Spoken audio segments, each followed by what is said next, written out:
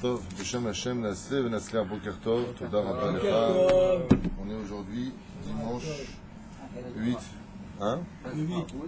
Le 23 août et le 8 du mois de Elul. Bezrat Hashem, on dédiera ce shiur pour la foi shlema de tous les enfants d'Israël, Bechlalam, Talia, Bat, Efrat, Myriam, Vechen, Aaron, Ifergan, que Dieu lui donne une bonne réussite, Bezrat Hashem, Christophe Solier, une association qui nous a fait aussi un don, Philippe Memi, Bezrat Hashem, Shrouf Ayou, Yosef Ayoun, qui encore, Passur Gage, je ne sais pas qui c'est exactement, mais en tout cas on le remercie, Yohan Lévy, et sans oublier notre ami Jacques Serroir, une bonne réfoua shlema pour toute sa famille, et y compris sa maman, Vechen Moratimir Gdosha, que Dieu la bénisse.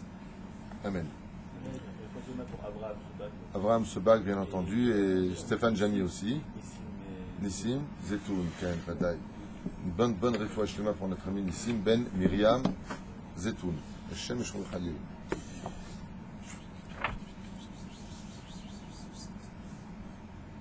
Alors, où est-ce qu'on en était nous ici? Allez, c'est le cas, c'est sur Mera, au sein de Mitzvot, la zone, Elu Shoskim, Batora Yoter, mais Elu She'en Oskim, Aval et Inyan, Dina, En Lechalek. Il est préférable de donner de la tzedaka à des pauvres qui étudient la Torah qu'à des pauvres qui n'étudient pas la Torah, dit Rabbeinu. À vous en déplaire. Plutôt que les autres. Mais au niveau de la loi, aucune distinction n'est prenée. Vis-à-vis de la halakha, il n'y a pas plus celui-là que celui-là. Rabbeinu, il dit, il est préférable de donner... Pourquoi, d'après vous? Pour qu'il soit toujours motivé à continuer à étudier la Torah. Pour qu'il soit toujours motivé à étudier la Torah. J'aime bien. J'aime bien. C'est pas la réponse que moi je... Parce qu'il a une part de l'imoud de Torah. Parce qu'il a une part de l'imoud à travers le fait qu'il est soutenu. C'est juste. Il a une part de responsabilité, c'est-à-dire... Celui qui donne, il a une part de responsabilité. Ah, Zouloun et Issachar, peut-être tu veux dire? D'accord. Pour éviter le bitoul Torah, mais il a qu'à étudier lui-même.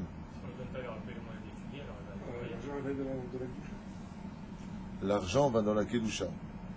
C'est pas mal. Tu n'avais pas donné la réponse que moi j'ai étudié. C'est nouveau, toi? Ouais, tu joues les beaux gosses comme ça, tu bouges pas une oreille. Allez, vas-y, donne-moi une réponse. T'écoutes. Henri, pourquoi est-ce que ce serait mieux de donner à quelqu'un qui étudie la Torah qu'à quelqu'un qui n'étudie pas la Torah? Un pauvre. Parce que plus on donne, plus Hachem nous donne. Quel rapport? C'est laisse tomber, continue à dormir. Monsieur Cohen. Ça donne plus de mérite à celui qui donne. C'est pas mal, hein, ce que vous dites quand même. J'aime bien. Ça donnerait plus de mérite à celui qui donne. Et toi, Hacher? Pourquoi est-ce que donner à un religieux qui étudie la Torah, ce serait mieux que de donner à un homme pauvre qui n'étudie pas la Torah? Pour encourager les gens à étudier la Torah. Ça a déjà été dit. C'était quand tu dormais sur le côté gauche. Nous, il y a la Tfadal. Parce que c'est la Torah elle-même qui demande de le faire. Non, il vient de dire à Philou, non, tu peux pas dire ça, parce qu'il dit comme ça, Aval et Inyan Dina En Lechalek. Selon la halakha, il n'y a pas de trilou. C'est marqué comme ça, à savoir est-ce qu'on devait donner de la viande dans la Gemara, que ceux qui étudient la Torah, ou est-ce que les autres aussi pouvaient faire Shabbat ou pas. C'est une grande question. Mais le Chafetz Chaim, il répond à cette question. Moi, ma réponse, c'est celle du Chafetz Chaim. Et le Chafetz Chaim, il dit, si la Torah est étudiée, il y aura moins de pauvres. Si la Torah est étudiée, ça amène la Géoula. Si la Torah est étudiée, il y aura moins de malades. En réalité, quand tu soutiens quelqu'un qui étudie la Torah, par le mérite de sa Torah, les pauvres peuvent s'enrichir. Chez Nehemar, im en Torah, en kemach. S'il n'y a pas de Torah, il n'y a pas de pain. Donc pour qu'il y ait du pain, il faut qu'il y ait de la Torah. Comment tu veux que celui qui veut aider, il puisse donner à un pauvre qui n'étudie pas la Torah, s'il n'a pas d'abord soutenu le pauvre qui étudie la Torah, pour pouvoir donner au pauvre qui n'étudie pas la Torah. Donc im en kemach en Torah. Et le Chafetz Chaim, il disait qu'en soutenant la Torah, on soutient toutes les mosdot de ce monde. Celui qui soutient la Torah, qui soutient un frère qui étudie la Torah, grâce à celui qui étudie la Torah, il évite les guerres, il évite les morts. La Torah sauve de la mort, la Torah elle sauve de la pourra anout, des malheurs de ce monde. La Torah elle sauve, elle sauve, elle sauve. En soutenant la Torah, mais vadaï que tu soutiens en même temps tous les pauvres. On appelle alors Torah Tani. Pourquoi on appelle Torah Tani? Je ne connaissais pas cette Torah-là. La Torah du pauvre, elle est beaucoup plus... La Torah du pauvre, Elle est beaucoup plus de valeur. ça c'est un autre sujet. Ça appartient à une autre Mishnah qui dit les Fum Tsara Agra. Plus tu étudieras la Torah dans la pauvreté, et plus ton mérite sera grand, c'est évident. Les Fum Tsara Agra. Rambam dit ça. Non, la Mishnah vient avant Rambam. Tov, לא משנה. כשמוציא גזלה מתחת ידו חברו, כאילו נתן צדקה. Celui qui restituera un objet volé par autrui sera considéré comme ayant pratiqué de la tzedaka. Vous savez qu'un homme a volé de l'argent. Vous prenez cet argent qu'il a volé, vous allez le rendre à celui qui a été volé. Ça vous sera considéré comme si que vous aviez tout simplement donné de la tzedaka. On est dans Masechet Avot, 5e chapitre. Et on était dans Arba Dvarim, dans la série des 4. Vous vous rappelez de ça ou pas?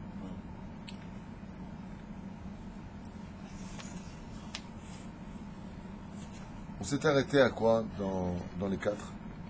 Parce qu'il y a plusieurs Talmidim. On a fait Arba Midot Betalmidim. Il y a 4 Midot dans les Talmidim. Ma'er Lishma ou Ma'er Le'abed. Il y a celui qui écoute très bien, rapidement, mais une fois qu'il est sorti du cours, il oublie tout. Alors comment on fait pour ça? Il y a un cours qui s'appelle Souviens-toi, ou N'oublie jamais, je fais un truc comme ça. Là-bas, je donne des ségoulottes, des remèdes pour ne pas oublier l'étude de la Torah. Il y a une plante qu'il faut manger qui te permet d'endurcir fortement ton disque dur pour pas que tu oublies. Il y a une chita qui est très simple de mettre son doigt dans un verre d'huile d'olive et de le mettre dans la bouche. Il y a le fait de mouiller son doigt, de mettre dans le motzelechem minaret, dans le sel, tu le mets sur ta langue et tu n'oublieras pas l'étude de ta Torah. Et il y a des choses qui, elles, font oublier l'étude de la Torah. Hein? Manger des olives noires, en d'autres termes. Regardez les Kohanim, hein? La colère, tout ça. Cacher les shichecha. Je ne veux pas revenir sur le sujet, mais il y a beaucoup de choses qui font oublier l'étude d'un homme. Et la chose la plus dramatique, c'est quoi? De ne pas étudier la Torah qu'un seul jour. Ramim dit, celui qui n'étudie pas la Torah un jour, oubliera 2 jours d'études. S'il n'étudie pas la Torah 2 jours, il oubliera 4 jours d'études. Donc il y a celui qui vient, alors lui il comprend tout, mais seulement il perd très vite le cours. Yatsa Sraro Befsedo. Il a un salaire parce qu'il a retenu cette Torah, mais il a perdu parce qu'il ne l'a pas retenu. C'est pas de sa faute, peut-être qu'il n'y arrive pas. Qu'est-ce qu'il fait dans ce cas-là? C'est aussi. Il prie. J'aime bien. Je ne peux pas dire non. J'aimerais bien dire non, mais je ne peux pas dire non. Je vais ma chez il y a le fait qu'il fasse une bonne élude, le fait qu'il demande à retenir. Qui a fait cette prière? Tu sais qui a fait cette prière? Un grand de la Torah? Le Rambam. Le Rambam ne comprenait rien à ce qu'on lui racontait. Il a prié à Hachem jusqu'à ce qu'il se souvienne de toute la Torah qu'il avait appris. Il fait. Et je vais ma chez. Quoi encore? Chazara, il a fait. Pas la Razara, la Hazara, effectivement, le fait de revenir sur l'étude, ou alors de la noter. Dans ce cas-là, on te dit, Kne lechachaver, Mazé Kne lechachaver, ton meilleur ami, c'est ta plume. On appelle ça en hébreu Kane. Kane, c'est une plume. Kane lechachaver, que ta plume soit ton ami. Et ce qui a été dit, tu notes. Comme ça, après tu reviens sur la Hazara, ça rejoint ce que vous avez dit. C'est là? On avance. Alors il dit comme ça, Ma'er veyesh gorsim, mais ma'er ma'ir lishmoa shetofes mivin ma'er ma shelomed, ou ma'er le'abed, aval me'abed, ou ma'er et advarim shelamad. Et pourquoi d'après vous il oublie vite? On avait donné un exemple, vous vous rappelez, avec l'huile. La Torah est comparée de l'huile d'olive. Quand vous remplissez un verre d'huile, ensuite vous mettez dedans un autre liquide. Qu'est-ce qui se passe pour l'huile? Elle remonte et quoi? Faites cette expérience, c'est incroyable. Prenez un verre d'huile, remplissez-le jusqu'en haut, versez dedans de l'eau ou autre chose que vous voulez. L'huile, elle sort du verre et le liquide rentre dans le verre. Dans la Torah elle a une particularité, c'est qu'elle ne se mélange pas les Avdil ben Kodesh, les Chol. La Torah ne se mélange pas dans l'esprit. Elle ne se mélange pas l'un dans l'autre. Ce qui fait que quand tu rentres du Chol dans ta tête, tu fais sortir automatiquement ta Torah. Tu as étudié la Torah, tu vois un film après, et quand tu fais rentrer du Chol et de la Touma, de qui plus est, dans ton esprit, la Torah que tu as acquise, automatiquement, s'en va. Il y a d'autres cas qui, bémet, sont une question de faiblesse des mochines. Le mec qui ne se souvient pas. À ce moment que tu l'as dit, il faut prier pour ça. Shachar ou Mishkach Ma'er et Talmudo. L'Omar Gadol Efsedo Misraro. Il est plus grand de sa perte que son salaire. Qui machar Shachar Mashelamad, Shub En Lo To'elet Rabab Betafsat Meira. Et pourquoi bien mettre son salaire, il est moins grand que son Efsed, c'est-à-dire sa perte?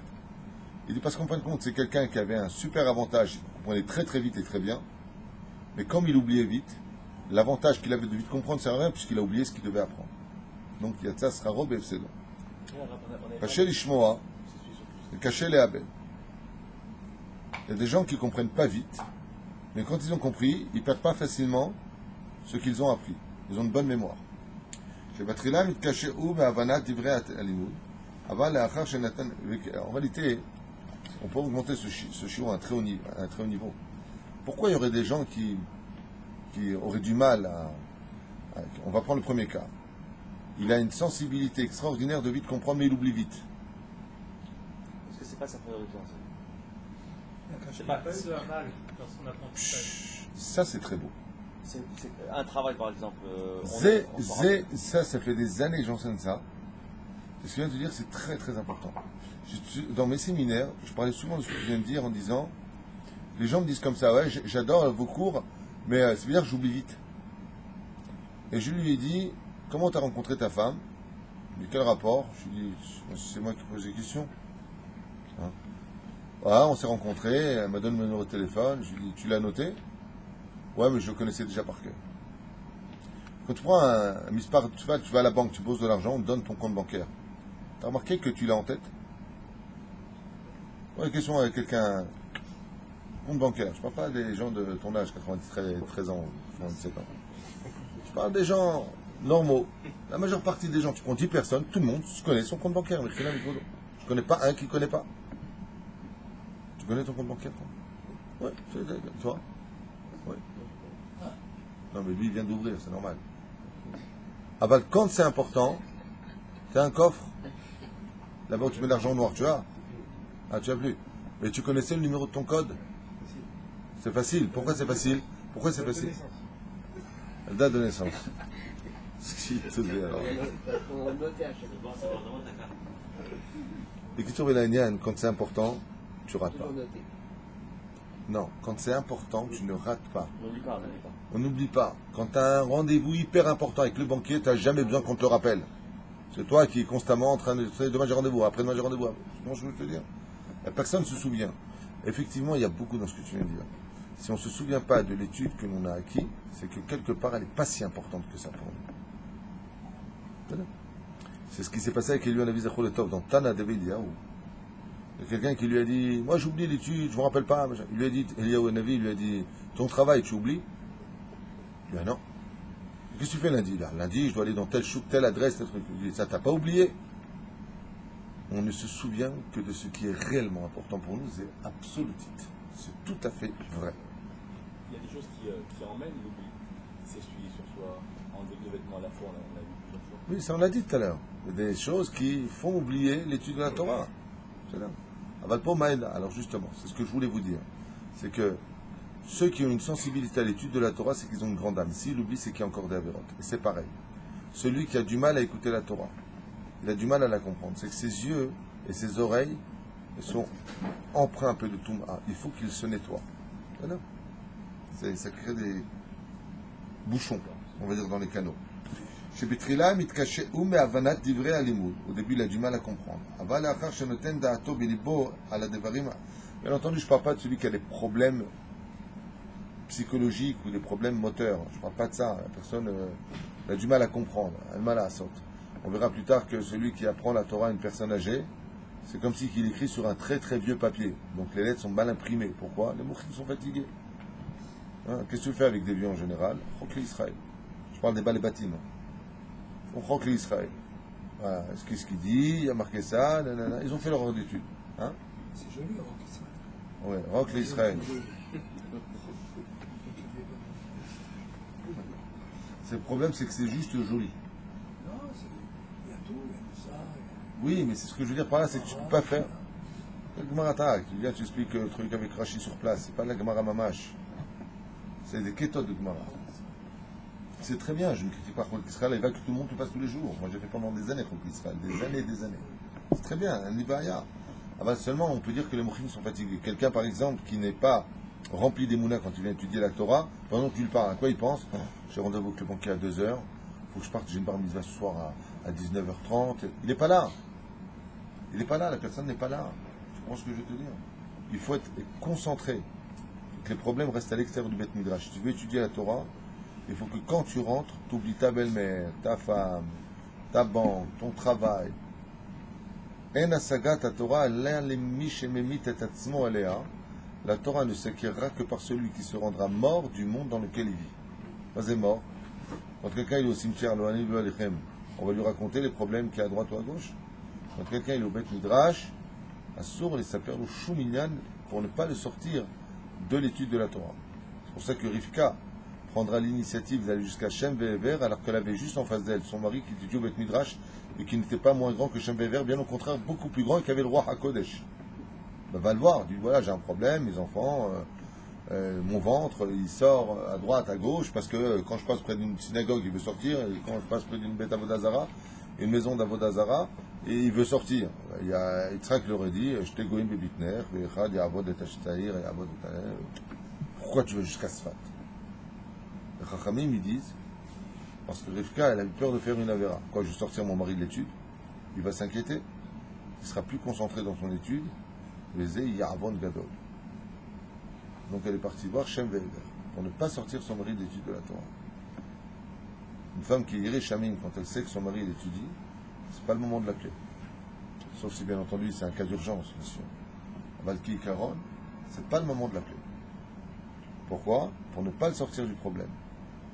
Heureuse la tzadeket qui Bezrat Hashem fera en sorte que son mari ne soit pas déconcentré de son étude. C'est Prinat Rivka.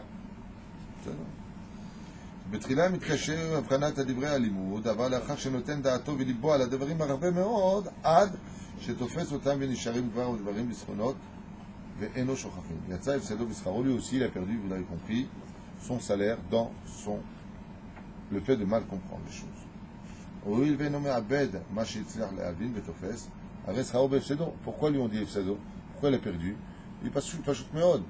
Tu te rends compte que tu retiens bien tout ce que tu apprends? Combien tu as perdu de ne pas apprendre vite alors dans ce cas-là? Parce que tu apprends tellement lentement que le potentiel de retenir chez toi est énorme, mais jusqu'à ce que tu comprennes, il y a ma chère. Donc tu as un potentiel qui te sert presque à rien. Maher lishmoa avec caché les abed. Ça c'est top ça. Il apprend très vite et il oublie très très difficilement. C'est top ou le top? C'est bien. Comment on appelle ça? Chacham. Qu'est-ce que c'est un chacham? C'est celui qui comprend vite les choses et qui ne les perd pas facilement. Ça s'appelle un chacham, intelligent, plutôt sage en hébreu. Traduction. Klomar, shema'alato elo, vekishroto, ve'akshirut oto liyot chacham. Il a tout. Ça veut dire quoi? Il dit chacham, il dit. Le Bagal Kaiti, il dit il a tout le potentiel pour devenir lui un chacham. Parce qu'il apprend vite ce qu'il étudie. Et ce qu'il étudie, il ne le perd pas. Mais comment c'est possible d'avoir autant de livres d'études dans la tête? C'est impossible. Celui qui a vu la vidéo du Rav Yosef, par exemple, chez lui, il y a plus de 5000 livres. Il les connaît par cœur, mot par mot, phrase par phrase. Comment tu peux retenir tout ça? Comment c'est possible de retenir toute la Torah? Par mot. Prenons un exemple. Un chacham, donc un homme dit intelligent parce qu'il apprend vite et retient parfaitement ce qu'il étudie, va étudier un livre une seule fois. Un livre de Torah qui parlerait d'un sujet quelconque. Il ne reviendra pas sur ce livre. Il passera à d'autres livres. Est-ce qu'il oubliera ce qu'il a appris de ce livre-là qu'il a étudié qu'une seule fois? Non. Grosse partie, oui. Non. Mamash lo. Mamash lo. Il y a un secret que je vais t'apprendre pour ça. Non. La Torah, c'est un enchaînement d'anneaux. Vous avez déjà vu une chaîne, comment c'est? C'est un anneau qui ferme un autre anneau qui ferme dans un autre anneau. C'est comme ça. Tant que tu ne fais pas d'interruption de ton étude, l'anneau que tu as étudié qu'une seule fois, il reste automatiquement attaché au livre que tu vas suivre. Et c'est exactement ce que moi-même je vois dans mes livres. Il m'arrive des fois de rencontrer des choses que j'ai lues à l'heure et cette étude-là me réveille d'autres livres. Parce que c'est un enchaînement. Donc, même si tu n'as pas fait une chazara dessus, le fait d'avoir continué ton étude, de ne pas la lâcher, ça te permet tout simplement de créer cette espèce de collier au niveau de l'esprit qu'on appelle les livres de l'étude, qui te permettront de retenir à vie ce que tu as appris. Parce que la Torah n'est rien d'autre qu'un enchaînement, et c'est incroyable. Dans le monde du Pardès, que ce soit des choses les plus banales jusqu'au monde du Sod, tu te rends compte, quand tu as une généralité de l'étude, qu'en réalité tout est relié. Donc quand tu viens prendre un livre que tu vas étudier qu'une seule fois, tu verras que ce n'est rien d'autre qu'un maillon d'une chaîne qui, se perpétuant dans ton étude, va parfaitement à sa place et tu ne l'oublies pas. C'est parce que le Rav Ovadia Yosef, Zecher Tzadik Kadosh Ivracha, avait un collier parfaitement scindé, que même si tu lui avais donné un livre qu'une seule fois à lire, qu'il lisait même pas en une heure, même pas, il le connaissait par cœur. Comment c'est possible? Parce qu'à son niveau, je ne parle pas de cas exceptionnels de gens qui ont un cerveau hyper rapide, c'est une espèce de mutation, ils sont exceptionnels, je ne parle pas de ça, je parle de gens communs. Comment est-ce qu'ils arrivent à cela? J'ai connu des gens qui étaient très très simples d'esprit, qui ont étudié la Torah aujourd'hui, ce sont des gens supra intelligents, très forts. Et comment se fait-il qu'ils ne retenaient rien aujourd'hui, ils retiennent tout? Parce qu'ils font cette étude continue, ils sont avrechim, ils étudient constamment, ils te sortent le tour, le Shulchan Aruch, telle feuille, tel truc, comment c'est possible? Des gens qui étaient nazes à l'école. Nazes. Comment c'est possible? Parce qu'ils ont une chaîne qui ne s'interrompt pas. Et si Chas Veshalom, ils interrompent leur étude, tu verras que tout de suite, je ne me rappelle plus, je crois, je ne suis pas sûr, hop, ça part. T'as cassé la chaîne, t'as perdu des maillons. Et là, ces livres-là sont oubliés. Ah oui, rappelle-moi. Automatiquement. Donc, même une personne aujourd'hui qui n'a pas beaucoup d'intelligence, si elle veut retenir son étude, qu'est-ce qu'elle doit faire? Constamment la lire, tous les jours.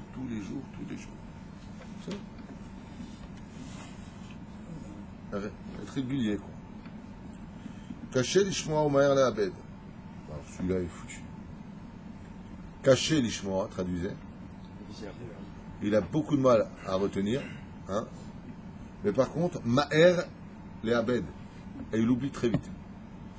Le mec, il comprend rien. Et en plus, quand il a compris, il oublie ce que tu lui as dit. יש לו תפיסה קשה, ואז זיכרונו חלש ואינו מבין את הלימוד, אלא בקושי, ולאחר שהבין, הוא כבר שוכח. Comment on peut l'appeler celui-là? Rachat, certainement pas.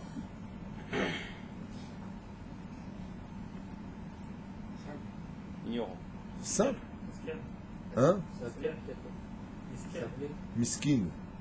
Miskin, pauvre, le pauvre. Toi, tu as de la pitié pour lui. C'est pas le mot que je cherche. Je ne pose pas la question, comment vous verrez cet homme-là? Comment, d'après vous, la Mishnah le définit ici?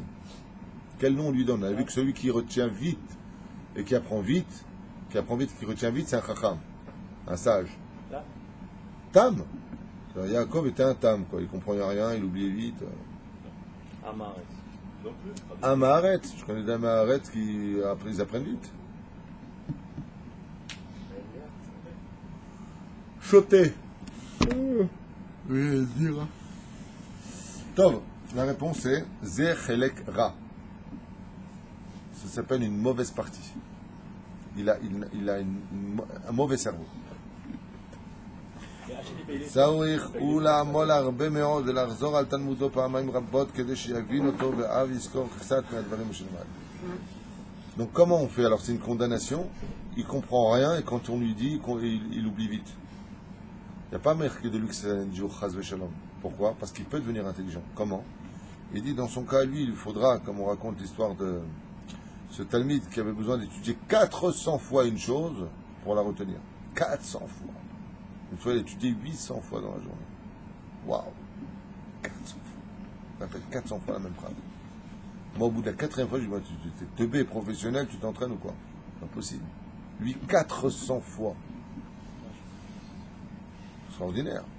Mais après, il retenait. C'est ce qu'il dit ici. Il dit là, Mazel Chelekra, parce qu'il peut changer sur Chelek en Tov. S'il vient et qu'il étudie constamment, il revient pas 400 fois, mais au moins 40 fois sur son étude, il a acquis le Hamal de la Torah, et le mérite du Hamal de la Torah, qui veut dire, il a peiné maintenant pour étudier la Torah, va créer chez lui, Bezrat Hashem, le srout de retenir son étude. Donc, pourquoi on ne dit pas que c'est un idiot? Et là, Chelekra, il a une mauvaise partie en lui, parce qu'il peut changer ça. Ça veut dire que Dieu, pourquoi il t'a fait comme ça? Ah, je suis né comme ça, j'y suis pour rien. C'est parce qu'il veut donner du mérite que ton étude soit encore plus difficile que les autres. Et il attendra de toi que tu travailles plus. C'est ton tikkun.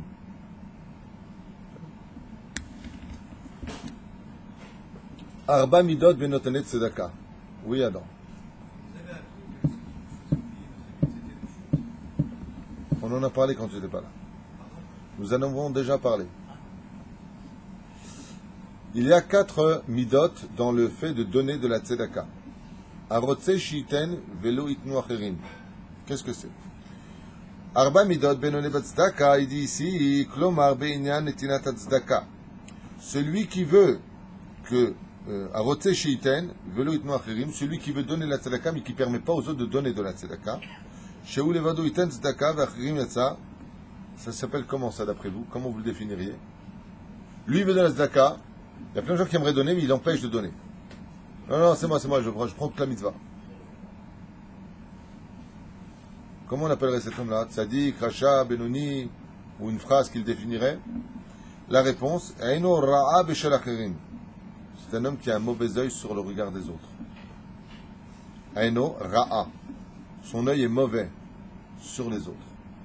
Parce qu'il ne leur permet pas de faire comme il a fait Moshe Rabbeinu, il pouvait payer à lui tout seul tous les kélim du Beth Amikdash, il avait l'or pour le faire, personnellement. Et qu'est-ce qu'il a fait? Il a donné une partie, il a donné le srout aux autres. Tout le monde a donné. Et si les gens n'avaient pas donné, une fois qu'il avait proposé, qu'est-ce qu'il aurait fait? Moshe, personne ne veut donner, alors je prends moi. Aval konem kol, gam tezaket acherim. Donne le srout. Et rotseou liskot levado beteila, ou beshem tov. Car son but à lui, c'est quoi? Non, moi je prends toute la mitzvah pour moi, afin qu'on me loue, que j'ai un nom. Shel Maaseh Atzedaka, comme ça on verra que c'est moi.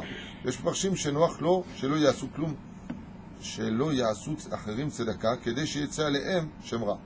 Ah oui, ça c'est une explication que j'avais pas vue. Il dit ici, non manienne. Il dit pourquoi on dit ve'ain ra'a beshel acherim, il a un mauvais œil sur les autres. Le Balakaïti il dit ici, afin qu'on voit que les autres n'aient pas donné de tzedaka et que les autres aient un mauvais nom, en disant je comprends pas, il n'y a que lui qui donne. Il n'y a que lui qui donne. On ne parle pas du cas où les gens ne veulent pas donner, et lui, alors il se tait. Non, Pérouche d'abord, il donne, il laisse faire les autres. Si les autres participent, il est maton manaïm, sinon, il prend. C'est-à-dire, s'il y a un lingot d'or, personne ne veut le prendre, vous le prenez ou pas? C'est exactement la même chose. De Pérouche d'abord. Pas Kavana, personne ne veut prendre, alors je ne prends pas non plus. C'est chelou. Uitkabed hu bekilonam. Et par le fait qu'il ait empêché les autres de donner, il reste que lui à remercier, et là il regarde tous les autres de haut. Deuxième cas, itnu acherim ve'u iten. Alors lui par contre, il est grave. Il veut que tout le monde donne de la tzedaka, mais lui ne donne pas.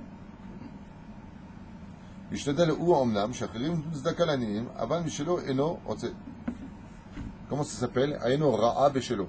Il a un mauvais œil pour lui-même. Il est bête. Il y a quand même un avantage. Le fait de provoquer que les autres donnent, ça comprend malgré tout un avantage. Et lequel? C'est grâce à lui que... Gadel. Non, donne-moi le verset. Gadel amerase, gadol amerase minaose. Plus grand est celui qui fait faire aux autres la mitzvah que celui qui l'a fait lui-même. Parce qu'il prend le salaire de celui qui l'a provoqué de le faire. Alors, de l'autre côté, il est bête. Pourquoi? C'est comme dire, hey, j'ai une super affaire à vous proposer, venez voir. Il dit, qu'est-ce qu'il y a? Regarde ce que tu peux gagner. Les autres, ils ont investi, ils lui remercient. Toda. Et toi, tu n'investis pas. T'es bête à ce point-là, tu fais gagner aux autres une mitzvah extraordinaire et toi, tu ne prends pas pour toi. Alors apparemment, il a un mauvais œil sur son argent à lui. Shechoshesh ou shemitere shema yachsarlo. לפי תפארת ישראל, אינו חושש ותהה על העניים רווח, אבל שתהה להם רווח על ידו, ובזה אינו צרה. ייתן ויתנו אחרים, שנתנו משלו. Celui qui donne et qui fait donner aussi aux autres, qu'est-ce qu'il est? Chassid. C'est là. Pourquoi pas de sadique?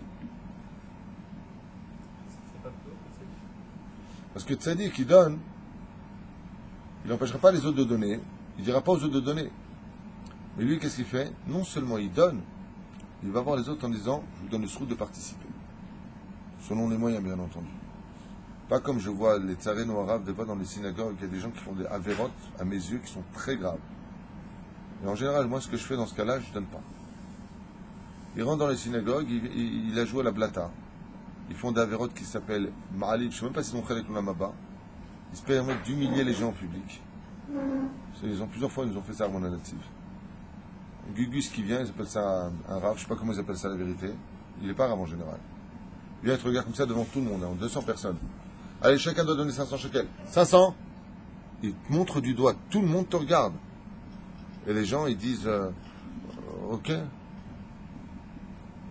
moi, je me lève, je dis non. Non. Lui, il ne peut pas donner. Lui, il n'a pas de quoi faire Shabbat. Mais humilié en public, la personne a la honte. Et comme les autres, ils ont donné, parce qu'il y a beaucoup de tension qui est faite, c'est absurde de faire une chose pareille. Il a plus, encore plus honte si vous lui dites tu peux pas donner devant tout le monde. Mais non, mais moi, je vous le dis à vous. Ah. Je lui dis à lui, tu donnes pas. Tu donnes pas. Je lui dis, Blinéder, je lui ai dit. Il est arrivé à moi, il y a 500. Je lui ai dit, non. Hein? Choqué. Non. Fais comme ça, je donne rien. Pourquoi je donne rien? Ben, bizarrement, après, les gens, ils n'ont pas donné. C'est pas comme ça qu'on fait. On force pas la poche des gens. Moi, souvent, très souvent, j'entends cette phrase. Même ici, dans la ville d'Ashdod. Ouais, je comprends pas, elle pourrait donner. Tu connais la vie des gens? Tu sais quelle famille, moi, j'ai aidé Enfin, moi. Nous avons aidé de la communauté. Des grandes bouches. Je comprends pas, ils doivent payer. Tu connais la situation? Tu sais qui n'a pas, aujourd'hui, même pas le droit de passer dans sa banque? Rak Medabrim et Medabrim. C'est Od Margizoti. Moi, en tant que rave, ici, je suis au courant de la vie des gens à un certain degré que les autres ne savent pas. Et il y a beaucoup cette critique. Le tsaré nous... Ah, je comprends pas, il ne peut pas donner. Il ne peut pas donner 200 shekels. Ben non, il ne peut pas, tu ne savais pas. Toi, tu peux les donner. Donner, tu te la fermes. Tu n'as pas rentré dans la poche des autres. Tu ne sais pas. Tu ne connais pas. Il y a l'extériorité et l'intériorité. Il y en a, il m'a dit, attends, il a une voiture. Je dis, c'est qu'elle est hypothéquée. Et je m'en suis voulu parce que j'ai livré un secret que je n'avais pas livré. Sa voiture, c'est plus sa voiture. Elle est mouchoir bad, elle est famille, ma banque. Le tsaré norav, c'est mamash tsarat ha'in qui est très, très grave. Entre les deux, il n'y a pas un juste milieu pour pousser l'autre à faire la misva ou pour pousser l'autre aussi à participer. Vous savez que on voit que l'argent, c'est à dame. Quand tu parlais aux dames, c'est-à-dire que des fois, la personne, si elle n'est pas aussi apte. Tu sais, combien Kippour, j'essaie de vendre avec l'aide d'Hachem pour que cet argent soutienne la Torah et de qui plus est aujourd'hui les projets de ma collègue. Et Dieu seul sait combien on a besoin d'argent, parce qu'on a 27 avrichim et plus 25, donc vous imaginez bien qu'il nous faut 120 000 shekels par mois ici. Et que les fêtes en général, c'est le moment où on remplit. On est peut-être la synagogue qui ramasse le moins d'oseille de toutes les synagogues de la planète. Quand vient les ventes, je vends pour l'année les brachas de la mishpacha pour 1300 shekels, 1200 shekels, 1300 shekels, année bissefstive, donc cette année ce sera 1300 parce que c'est année bissefstive. Est-ce que je fais comme ça? Non. Mirotzeliknot. Que celui qui veuille, t'es là, vous êtes avec moi, qu'est-ce que je dis? Lève la main. Et s'il n'a pas la main? On ne met pas les gens mal à l'aise. Je suis désolé, on ne fait pas ce genre de choses. Tu peux encourager avec des belles paroles. Rabotaï, sachez que tous les Shabbats vous serez bénis. On dira Amen, Bezrat Hashem, comme on le fait toute l'année. Aval de mettre les gens mal à l'aise, ce n'est pas admissible. Je m'excuse, c'est pas. En tout cas, dans mes livres, montrez-moi que c'est permis. Moi, j'ai jamais vu ça. De voir. On va obliger quelqu'un à donner. C'est Herméode. Moi, quand je vois quelqu'un et que je lui demande de l'aide, je lui demande d'abord est-ce que toi tu vas bien, est-ce que tu peux, est-ce que tu as déjà aidé? Et la personne, est-ce que tu sais, ma mère est un peu en difficulté en ce moment. Je dis, Baba, je vais être ta mère pour la carotte. J'insiste même pas une seconde. Même pour celui qui l'a. Même pour celui qui l'a, il faut pas insister, il donne s'il a envie de donner. Il a marqué, il donne que les autres. Qu'est-ce qu'il a fait, Moshe Rabbeinu? Akadosh Baruch Hu, il a demandé qu'on fasse Atramat HaMishkan. D'accord? Asher, Veitremu Kol Ish, Asher, Idvenu, Libo, Katova Torah. Ce que moi je dis, pas ce qu'eux ils font. Moshe, il a proposé, et que chaque homme dont le cœur a envie, donne. Mais là, j'aime, tu viens, tu provoques, tu mets mal à l'aise. Non. C'est pas normal. T'entends beaucoup de gens qui jugent. Quoi, il t'a donné 2000 shekels. Peut-être qu'il a construit un mikvé, t'es pas au courant. Je parle d'un carré à Los Angeles. Mais qu'il en est $2000. Il t'a donné, lui, 2000 $. Dans le bureau, qu'est-ce qu'il m'a dit? Il m'a dit, je viens d'investir 4 millions de dollars pour un mikvé de folie à Los Angeles. Alors moi, je suis arrivé, il m'a donné, quoi, 2000 $, il t'a donné à toi le rafle. Je dis, mais Baruch Hashem, c'est très bien. Et je rentre dans le voiture et j'ai les nerfs. Pourquoi? Parce que les gens, ils sont bêtes. Mais tu sais combien il a d'oseille, lui? C'est dans sa poche. Ça me rappelle l'histoire de la Gemara avec Rabbi Akiva, vous vous rappelez? Il a travaillé 3 ans. Il lui a dit, tu me payes. Maintenant, le mec, il est blindé. Il s'appelait comment? Orkanos. Et tu me payes? Il dit, j'ai pas d'oseille. Bon, alors, tu me donnes les fruits de tes champs, je vais aller les vendre. J'ai pas de fruits. Bon, alors tu me donnes tous les draps de ton château. Il y en a tellement. En soie, en beau tissu, en coton. À l'époque, ça valait énormément d'oseille. Il lui a dit, je peux pas te les donner. Bon, ben, non. Et ça, non. Voilà. Et les chevaux, les moutons. Et puis moutons. Attends, il regarde par la fenêtre, il y a 1 million de moutons. C'est la fortune. Je n'ai pas de moutons. C'est fait Rabbi Akiva, travaillé 3 ans. Il est parti chez lui. Tranquille. Et ho, et ho. Sa femme me dit, alors, t'as amené le loto ou pas? 3 ans, t'es parti de la maison. Il lui a dit, miskin, il l'avait pas. Après les fêtes, il est venu avec des ânes remplis de koltouv. Il lui a dit, dis-moi, qu'est-ce que tu as pensé de moi? Il lui a dit, Bétar, il y a eu ça. Bétar, tu as fait don. Bétar, tu as fait un kherem. Bétar, tu l'as donné une yeshiva. Il lui a dit, je jure devant les que tout ce que tu as dit était vrai. Pourquoi on étudie cette Gemara? Pour nous apprendre à nous, pas à juger les kafsrout, qu'il y a des circonstances qu'on ne connaît pas. Il y a des circonstances qu'on ne connaît pas. On n'est pas dans la poche des gens. Il y a des gens, ils ont de l'oseille, ils ont investi dans des appartements, tu n'es pas au courant. Tu viens les voir et tu te permets de les juger. Pourquoi? Pourquoi? Il peut t'aider, Baruch Hashem. Il ne peut pas t'aider, Gamzo Levato. Baruch Hashem, tant pis. Pas Maba. Il y en a un ici, je lui ai dit ce matin. Il m'a dit, ouais, mon travail s'arrête au mois de Elul, qu'est-ce que je vais faire, qu'est-ce que je vais devenir? On a une kippa sur la tête. Alors je l'ai regardé comme ça, je lui ai dit, je parle de ça il y a 2-3 mois en arrière. Je lui ai dit, je ne savais pas que c'était ton patron qui te donnait ta parnassa. Apparemment, on n'a pas les mêmes livres. Il m'a dit, je suis allé là, je mets à clou. Je ne savais pas, je le répète, que c'était ton patron qui te donnait ta parnassa. Moi, dans mes livres, c'est marqué, puisque tu es très religieux, c'est quelqu'un de très pur. Je dis, moi, dans mes livres, c'est marqué que Hachem, il a donné la clé de la parnassa à personne qu'à lui-même. Je ne savais donc pas que c'était ton patron qui te donnait ta parnassa. Je ne savais pas. Ton patron, il est le tuyau qui permettait à Hachem d'envoyer le shefa. Ce matin, avant qu'il parte, j'étais en discussion avec lui, je lui dis, tu vois, Bassof, tu as eu un autre travail, non, récemment? Oui, combien tu prends? Pratiquement la somme de ton... Tu vois, Dieu, il a changé de tuyau. Il a rigolé en partant. Il a dit, je dis, maintenant, parce que tu as l'argent dans les mains, tu dis oui.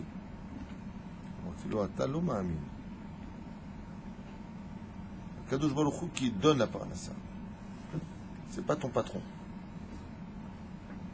Ton patron, il est le tuyau qui permet d'enjoindre les choses.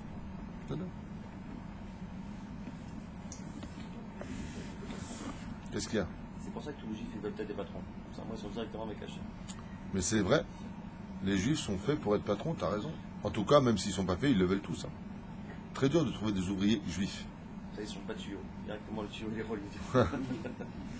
Mais les patrons doivent savoir une chose, ils doivent savoir cela. Ils doivent savoir que c'est pas eux qui donnent la parnassa. Ils doivent comprendre que Dieu leur donne le mérite d'être le tremplin de donner ce bonheur aux gens de prendre leur parnassa après avoir travaillé pendant un mois. Ne pas s'enorgueillir. De peur qu'eux demain deviennent demain des ouvriers, et pire que ça. Je crois qu'aujourd'hui les patrons, c'est les ouvriers. Enfin, Chassid, Loït Ten Veloïtan Acherim. Ah, alors là, d'après vous, comment on appelle celui qui ne donne pas et qui ne permet pas aux autres non plus de donner? Racha. Lui, c'est un Racha, Mamash. Chez Tarzer, à la briotte. Avant Medom Lochel et Bet Midrash. Il y a 4 styles de personnes qui se différencient dans la façon d'aller au Bet Midrash. À Oler Ve'eno Ose. Alors il dit comme ça. Celui qui va au Bet Midrash, Ve'eno Osek Betilmut Torah. Il va au Bet Midrash, mais il ne va pas étudier la Torah là-bas. O Shelomed Ve'eno Ose Chayil Belimudo. ou qui y va mais qui ne se donne pas à fond dans son étude. C'est bizarre, là, ça va à un autre degré. Chez Enonoten, Libo, les Akshiv etel et Divrei Chachamim, ou qui ne donnera pas son cœur à écouter les paroles des sages. Comme il va au Bet Midrash, on vous l'a déjà dit, je le répète encore, il y a une avéra qui est extrêmement grave, à la veille de Yom Kippour et de Rosh Hashanah, je vous conseille de faire tchouva sur ça. Je le répète à voix haute. Alors j'espère que vous allez bien l'entendre. Et celui qui ne le faisait pas, donnez-moi ce mérite de faire tchouva sur cette avéra qui est loin d'être une avéra légère. Il y a des gens, ils vont à la synagogue, dès qu'un rave fait une dracha, ils sortent.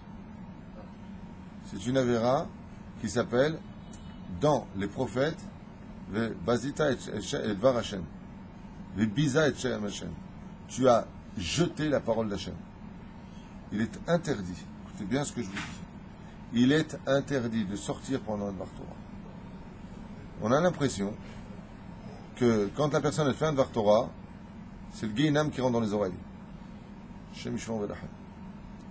Les prophètes nous ont mis en garde. Celui qui va à la synagogue pour prier, et qui, quand il y a un Dvar Torah qui est fait, il sort, qu'est-ce qui est dit de lui? Tfilato To'eva. Sa prière est une abomination pour Hachem. Non seulement sa prière elle n'est pas reçue, mais elle est vomi par Dieu. Parce qu'il n'y a pas une chose plus grande au monde que l'étude de la Torah. Le Rav, il fait un Dvar Torah, toi tu sors. Ça, c'est quelque chose qu'il faut absolument veiller dans l'éducation de vos enfants et leur demander de rentrer. C'est pas évident, ils ressortent, ils rentrent. Je ne prends pas de l'enfant qui a 6 ans, le pauvre, il est à la masse. Même si on ne comprend pas. Même si on ne comprend pas, ça se discute encore. Même si on accroche pas sur le Rav. Ça passe pas. Même si ça passe pas du tout avec le Rav, Alzen et Emar. Sur ça, tu as soulevé un sujet très intéressant. Et je ne parle pas du Rav qui dit des bêtises. Une fois, dans une bête à Knesset, j'ai entendu un Rav dire de grosses bêtises. Il s'est permis de nommer des rabbanim que je connais d'ailleurs. Il a appelé ça des Gdoléador. Selon les Gdoléador, on doit dire Kol HaKavod, les Shtutim, puisque les vrais Gdoléador, eux, disent que c'est strictement interdit de dire la bracha pour donner un matzmaout. Et là, il a dit les Gdoléador, en citant quelques rabbanim pour qui j'ai beaucoup de respect et d'amour, hein, j'ai rien contre eux, je ne critique pas. Faites très attention aux mots que je dis parce que je ne veux pas que ce soit mal traduit. Mais ce n'est pas les Gdoléador. Les Gdoléador, c'est le Rav Vadia Yosef, le Rav Ben Zion Abashou, le Rav Yehuda Tzadka. On parle des Gdoléador, le Rav Shach, le Rav Yorbach, le Rav Eliashiv, le Rav Taiman. C'est des Gdoléador. Mais de me prendre des rabbanim élogieux et de dire eux c'est des Gdoléador, apparemment la signification de Gdoléador, elle n'est pas vraiment. Un peu faussé. Pas un peu, énormément faussée. Gdoléador, vous savez c'est quoi un Gdoléador? C'est des bons rabbanim, ils ont certainement sur qui compter, ils ont leur étude. Mais de venir dire, par exemple, nous avons un rave, c'est le rave, un tel, nous le suivons, ça c'est respectable. Mais de me prendre 3 noms de rabbanim qui sont même pas connus, c'est-à-dire si je donne le nom à 1 millier de personnes que je connais autour de moi, tu connais ce rave, il n'y en a pas un qui va me dire je connais. Un Gdoléador, tout le monde connaît. Il n'y a pas une personne qui ne parle Rav Vadia Yosef. Il n'y a pas une personne qui n'a pas entendu parler du Rav Eliashiv. Il n'y a pas une personne aujourd'hui qui n'entend pas parler du Rav Kanievski. Gdol adore. Et on donne des titres. Et on fait faire des avérotes au Tzibour. Dit, dans cette synagogue, nous avons le minag, nous avons sur qui compter, ne vient pas déformer la Torah. Vadaï que dans ce cas-là, il est préférable de sortir, et c'est ce que j'ai fait. Je me suis levé, je suis parti. J'ai montré mon mécontentement en disant, parce que d'un côté, je ne veux pas faire le problème. Je suis rentré invité dans cette synagogue, j'étais à Dalet. C'est Mamash Bayati. Mais quand même, pour répondre à ta question, il y a le marqué dans la Gemara à savoir, les chérubins représentaient qui? Est-ce qu'ils représentaient 2 mâles, 2 femelles, un mâle et une femelle? On ne sait pas. La résultante, la finalité, c'est que les 2 chérubins qui étaient sur la caporette représentaient un garçon et une femme. Qui est ce garçon? Yaakov Avinu. Qui est cette femme? Rachel Imenu. Maïnaf Kamina. Qu'est-ce que ça viendrait nous apprendre? Au sage d'expliquer. Et de dire que Yaakov, Ishtam Yoshev Walim, c'est l'homme qui étudie la Torah. La femme, elle est où? Elle, dans les tentes. La femme n'est pas assujettie à l'étude de l'homme dans le monde de la Torah.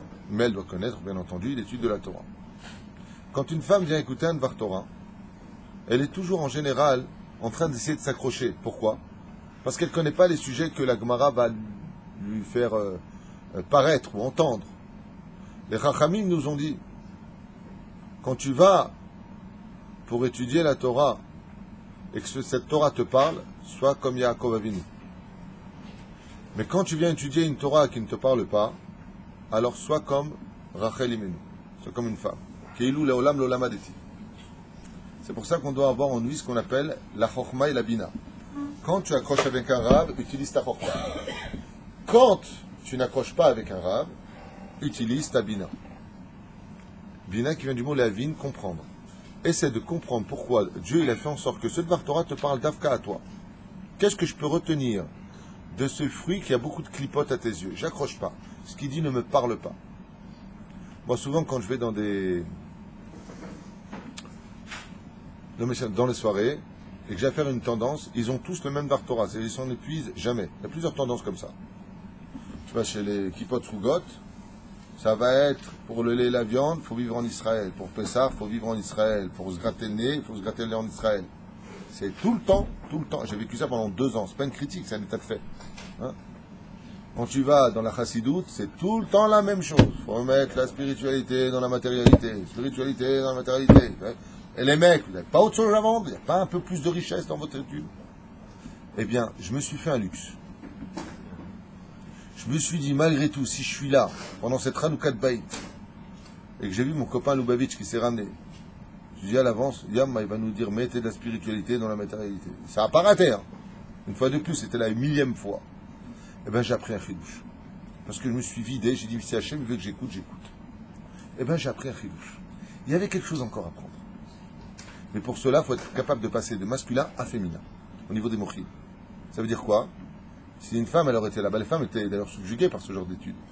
C'est ça les chérubins. Ils sont sur la caporette, il y a l'étape de la loi, il y a l'homme et la femme. Okay? Des fois, il faut être dans l'étude, bizarrement, comme une femme et pas comme un homme. C'est une étude de barbe, ou c'est une étude... pourquoi? Parce que tu l'as appris, ou tu la connais, ou c'est du Kita Aleph. Tu connais la notion de Kita Aleph. C'est premier niveau. Ah ben justement. Il y a des moments où il faut passer comme les chérubins. Zachar Nekeva. Nekev, c'est Klikiboul, c'est elle qui reçoit. Soit capable de recevoir quelque chose. C'est le plus haut degré qui soit. D'être capable de rester dans un Dvar Torah qui soit d'un niveau Aleph et d'être capable d'en retirer un enseignement, c'est le plus haut degré qu'un homme puisse atteindre. Cette réflexion a été faite à un homme qui avait atteint le plus haut des degrés, que c'est Baba Saleh. Une fois, un élève a vu Baba Saleh avec ce livre-là, le Kehati, qui est le pshat du pshat de l'étude. Il lui a dit, Kvod arabe, le maître Kehati. Il lui a répondu, Baba Saleh, il lui a dit, quoi, le rab, il dit, tu dis Kehati? Prends Tosotium Tov, tu casses les dents là-dessus, t'es fait Israël, c'est un peu plus dur. Il lui a répondu, Baba Saleh, Toda Kaman, il le met pas. Tu sais combien j'apprends d'ici? Ça, c'est la grandeur. D'être capable d'apprendre de quelque chose de simple démontre la grandeur de l'esprit d'un homme. Allez, laisse tomber, ça va, je connais ce qu'il va dire. Tu vois pas. Ça, c'est quelqu'un de petit d'esprit. Quand on se permet d'être concentré sur les paroles de quelqu'un qui parle, on peut déceler automatiquement un message, même pour nous, même d'un chiloni, même d'un enfant. C'est un enseignement de Rabbi Nachman de Breslev. Même d'une nouvelle. Tu entends les informations, hey, tu sais ce qui passait, il y a un... Et tu l'entends, Rabbi Nachman, et te dit, il y a un rapport avec toi. Cherche, comprends. Il y a un message pour toi. Il n'y a rien qui est Stam. Stam, il n'y a pas. Donc même si ça te gonfle, on est bien d'accord, tu vas là, vraiment, il te fatigue l'esprit et le moral. Quand tu sors du cours, tu pourras faire comme ça. J'ai étudié les Shem Shamaïm. Aucun profit, aucun intérêt, en plus relou le rab. Mais ça, tu le dis pas, c'est honteux. Tu as étudié les Shem Shamaïm. Une fois, j'étais à Kochav Yaakov. Et j'étais invité chez mon frère, chez le Shouch Hayou. Et juste à côté de Kochav Yaakov, il y a un autre yeshuv qui s'appelle le yeshuv, je sais pas quoi, j'ai oublié son nom, on s'en fiche. Orthodoxe. Et là-bas, attention. D'un côté, c'est qui passe Struges, Et de l'autre côté, c'est kippa russe. Une kippa noire et une kippa sruga. Et là, à ce moment-là, le Rav Boshko, que le Rav du Yishuv, monte faire une dracha, et bien entendu, il a parlé de quoi? À Eretz Israël. Et je regardais comme ça dans la synagogue, il y avait peut-être 250, 300 personnes. Pas mal, hein? Tous des kippas sruga, tous avec des livres du Rav Kook. Et le Rav était en train de faire une très très belle dracha, que Dieu bénisse le Rav Boshko, sur la valeur de la terre d'Eretz Israël. Et de l'autre côté, par la fenêtre, je regardais le Yeshuv des Haredim là-bas. Et j'imaginais le Rav en train de parler des halachot. Comment il est important de faire attention à ses yeux, comment il est important par rapport à Parashat de la semaine. Je ne sais pas haram ça. Ce qu'il aurait fallu, c'est que le Rav Boshko, il aille parler dans les yeshivas des Haredim, et que le Rav des Haredim vienne parler des halachot, là où on était. Où la plupart d'entre eux sont les jugés, sans les juger, parce que c'est pas une critique. Mais bon, c'est la télévision, dehors, certains mots mal élevés, on ne fera pas attention à ça. C'est dommage qu'il n'y ait pas justement cette coordination. Parce qu'ensemble, nous avons ce que l'un manque à l'autre.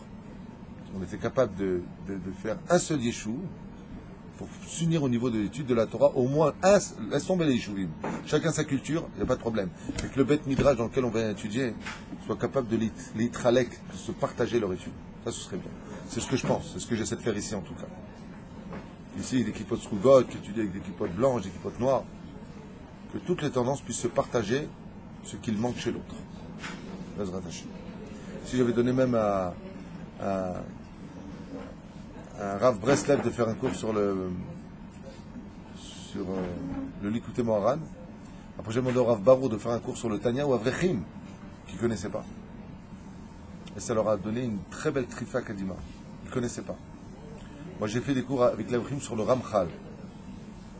Le Ramchal. Non, pas sur le Ramchal, c'est... Non. Le Maharal. J'aurais fait des cours, ils étaient comme des fous. Ils ne connaissaient pas. Le Maharal, voilà ce que j'ai appris. Les Yeshivot de Maharal, c'est essentiellement les Kippot Srugot qui l'étudient. Beaucoup. Tout le monde étudie le Maharal de Prague, qui peut parler. Mais c'est des livres qui sont très étudiés dans les Yeshivot, le Merkez Arabe, etc. Vraiment. Et cette étude-là, je leur ai fait partager. Et ils kiffaient. Pendant 1 an, ils ont kiffé. C'est dommage. C'est dommage qu'elle n'ait pas enseigné. Donc, si vraiment on t'accroche pas, c'est pas grave. Reste, ça dure pas des heures, si? Non, mais c'est déjà arrivé, j'ai vu. Non, d'accord, mais ça dure quoi? 10 minutes, un quart d'heure? Ah, sur le Shabbat. Sachar Elicha Beyado. Alors, il dit comme ça. Oler Venose, il a quand même le salaire de chaque pas. Chaque pas qu'il fait, comme l'heure est venue d'Avrechim, je finirai avec cette histoire que je vous ai déjà racontée, c'est pas grave. Prévoir le coup et partir avant. On peut prévoir le coup et partir avant. Donc Dieu, il ne connaît pas tes pensées, il ne sait pas que tu as prévu le coup. Non, mais avant qu'il parle. Oui, là, mais d'accord, mais donc Dieu, il a compris que toi, tu avais déjà prévu le coup, quoi. Je ne veux pas sortir tout de suite des kippas parce que c'est honteux pour le rat, ça c'est encore un manque de savoir-vivre. Vadaï Shelom. Tu as un temps à donner, tu le donnes. Imagine que tu vas chez ton directeur de banque, que lui, il te regarde au moment où c'est ton tour et te dit, je suis désolé, j'ai rendez-vous ailleurs. Qu'est-ce que tu fais? C'est pas juste. Imagine, toi maintenant, mon cher Yoram, que je te demande de faire une dracha. Au moment où tu te lèves pour parler, tu vois tout le monde sortir. Comment tu te sens? Comment tu te sens? Dis-moi la vérité. La Torah, elle tient, dit Hillel Azaken, Al ta'aseh lechaverecha ma shesanu yalecha. Mets-toi à la place du Rav. De voir des gens qui sortent, Kamaz et Pogeabo. Combien ça lui fait mal? Parce que je parle de Torah. Alors, le Rav, qu'est-ce qu'il dit? Quel imbécile, ceux-là, ils sortent. La grandeur d'un homme, je vous le répète, c'est d'être capable de jeter la clique-pas pour manger le fruit sucré qui s'y trouve. Parce que c'est impossible que dans chaque enseignement ne se cache pas un bonbon. C'est impossible. Il y a toujours quelque chose à prendre. Il y a toujours un truc qui va être un dévoilement. Combien de fois, je témoigne personnellement, j'ai entendu des drachotes que je connaissais par cœur, Et je vous affirme, j'ai toujours eu un truc que je ne savais pas. Mais un tout petit truc, un truc ridicule. Il y a toujours un chidouche à retenir. Mais pour cela, il faut avoir l'humilité de dire, je vais essayer de me concentrer dans les mots qu'il veut dire. Qu'est-ce qu'il veut nous enseigner là-dessus? Moi, je me rappelle, j'étais dans le Nord. Le Rav, il a fait une racha sur une Gemara que je connaissais par cœur. Mais par cœur. Je dis, bon, c'est la Chazara. Quel Chazara t'as? C'était une merveille. Shivim panim la Torah. Merveille. Chen Bezrat Hashem, qu'on se remplit de patience et qu'on soit capable de prendre les moindres détails de la vie pour apprendre quelque chose. C'est comme dans les métiers. Je me rappelle quand j'ai fait mon permis moto, je conduis l'âge depuis l'âge de 9 ans, je conduis des motos. Depuis l'âge de 9 ans. Moto en France. J'ai toujours eu des motos. Et si j'avais acheté un T-Max, T-Max, c'est pourquoi? T-Max, Torah maximum. Mais après l'accident, il y avait marqué T-mort. Je me rappellerai toute ma vie quand parce qu'ici, il faut faire le permis. Ici, en Israël, grâce à Dieu, c'est le seul pays au monde où si tu veux roter, il faut la théouda de je sais roter. Il y a des théoudas pour tout ici, grâce à Dieu. C'est pas une critique, hein, vous allez voir. Faites n'importe quoi, il faut la théouda sur un mur. Quand il m'a dit, bon, il faut faire permis moto, je dis, bon, il n'y a pas de problème, on va le faire. Je me rappelle quand est venu le moniteur, il m'a dit, Taïda, je lui ai dit, quel? Il dit, des motos depuis que je suis né. Je me suis retrouvé à apprendre 1 tonne de choses que je ne savais pas. Il m'a appris des choses que je ne savais pas. Qu'est-ce qui m'a permis d'acquérir ça? Le fait de me dire, Tov Tishma Bémet, après tout, si Akadosh Baruch Hu veut que tu aies un moniteur, peut-être qu'il va t'apprendre quelque chose. Alors j'ai accepté de me vider pour me remplir. Mais si j'étais resté rempli, qu'est-ce que j'aurais fait? Vas-y, parle toujours. Ça, vous le voyez, quand vous êtes patron dans les sociétés, tu prends quelqu'un, tu viens pour... C'est bon, dis-moi, je connais. Attends, je connais. Et 2 minutes après, qu'est-ce qu'il fait? Excuse-moi, tu peux venir à l'instant? C'est vrai ou c'est faux? Tout le temps, tu tomberas sur ce genre de choses. La main, tu te troquines, tu le mates. Peut-être qu'il y a une chose que peut-être tu savais pas. Peut-être. Baruch Adonai Olam.